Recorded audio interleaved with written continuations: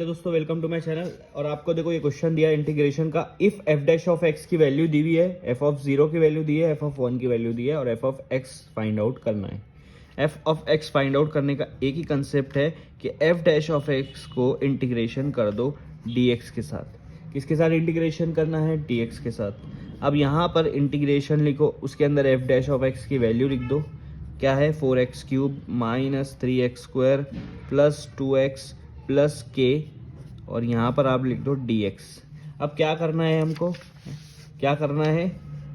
इसको सेपरेट कर दो, सबको सेपरेट इंटीग्रेशन लगा दो। 4x³ dx ये एक इंटीग्रेशन हो गया, minus integration 3x² dx plus integration 2x dx plus integration k dx।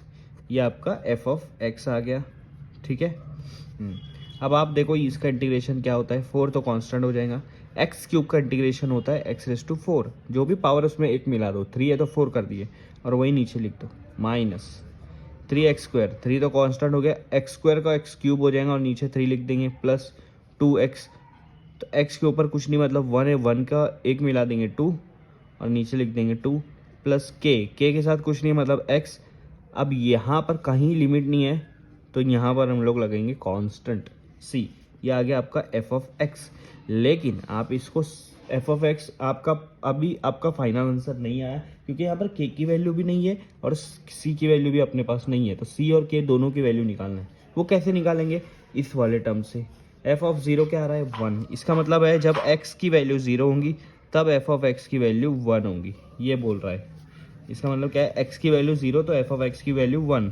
ठीक है, तो f ऑफ x की वैल्यू 1 कर देंगे। कब? जब x की वैल्यू 0। ये पूरा टर्म 0 हो जाएगा, क्योंकि x की वैल्यू 0 हो जा रही और उससे जो भी चीज़ मल्टीप्लाई होती 0 हो जाती। ये पूरा टर्म 0 हो जाएगा, ये पूरा टर्म 0 हो जाएगा, ये पूरा टर्म 0 हो जाएगा। आखिरी में c बचेगा, क्योंकि c के साथ x नहीं है। तो c की वैल्यू क्या हो गई आपकी? 1 हो गई। ये आपका आ गया, c की वैल्यू निकल गई। ठीक है, अब हमको k निकालना है, k। ठीक है, तो k के लिए आपको ये दूसरा वाला दिया है कि f of 1 is equal to 4। क्या बोल रहे हैं? जब x की वैल्यू 1 होती है तब f ऑफ x की वैल्यू क्या होंगी? 4 होंगी। मतलब आप x की जगह 1 लिख सकते हो। तो अब f ऑफ x लो। आपका f ऑफ x पहले मैं लिख देता हूँ ऐसे के ऐसे ही। f ऑफ x है आपका 4x⁴ upon 4 minus 3x³ by 3 plus 2x² by 2 plus kx plus c की वैल्यू देखो हमने फाइंड आउट कर दिया तो उसको 1 लिखेंगे।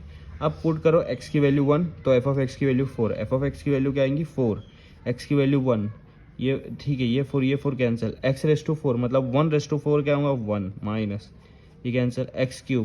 x की वैल्यू 1 है, 1 के ऊपर क्यूब 1 प्लस x³ 1 के ऊपर स्क्वायर 1 प्लस k। x की वैल्यू आ रही 1 प्लस 1। ठीक है, ये 1 माइनस 1 0 हो जाएगा। 4 इज इक्वल टू ये 1 और ये 1 क्या हो जा रहा है? 2 हो जा रहा है प्लस k 1 ज़ा k। ये 2 इधर लेकर चले जाएंगे। 4 minus 2 is equal to k। तो k की वैल्यू आएंगी आपको 2। k की वैल्यू क्या आएंगी? 2।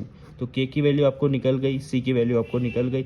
अब आपका f ऑफ x की आंसर फाइनल आंसर आएगा f of x is equal to, f of x का ये दोनों कट हो गया तो आपके पास बचेगा x⁴ माइनस ये दोनों कट हो गया तो आपके पास बचेगा x³ प्लस ये दोनों कट हो गया तो आपके पास बचेंगे x² प्लस k की वैल्यू क्या है? 2। तो 2 लिख दो 2x और c की वैल्यू है 1। ये आपका फाइनल आंसर आ रहा है इस क्वेश्चन का।